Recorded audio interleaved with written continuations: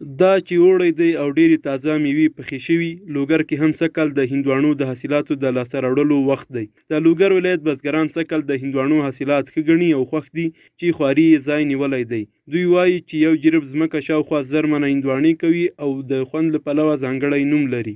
د لوګر نه مې خدای ډېره ښه هندواڼه ده، ښه ذایقه هم لري او داره ده، ښه خوږه هندواڼه ده او سږ کال یې ماشاءالله ډېر ښه نرخونه هم دي.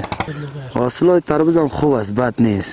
مقصد اون خودتان میبینید یک کار دو سه تقریبا 3 جریب زمینه چینیم که تا یک اینو 1000 سیر پرکنه. حاصلات خوب باشه 1000 سیر 1500 سیر رقم میکنه تا نهایتش تا 2000.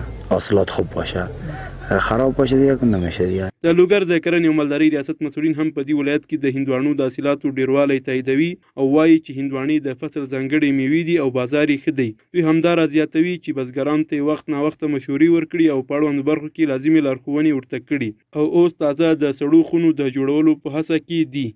یو نوع له حاصلات چې هغه دغه هندواڼې هم دي چې زموږ د لوګر ولایت کې تقریبا د نږدې وخت کې ترویج شوي دي. مخکې به هم خلکو کرلې خو دومره زیاتې نه، تقریبا د 450 کلو کې دا ترویج شوي دلته. نو د سږ کال لپاره دغه حاصلات په عموم کې ډیر دي، ځکه حاصلات یې ښه دي، مرضونه او آفات نه دي نازل شوي او کښت کرونده هم ډیره د خلکو ګټه ترې اخیستې ده. نو لله الحمد په عموم کې حاصلات زموږ ډیر ښه دي. دا په داسې حال کې ده چې د لوګر ولایت د کرنې او مالدارۍ ریاست مسؤلین سږ کال په دې ولایت کې د تازه میوو د حاصلاتو د ډیروالي خبر ورکوي.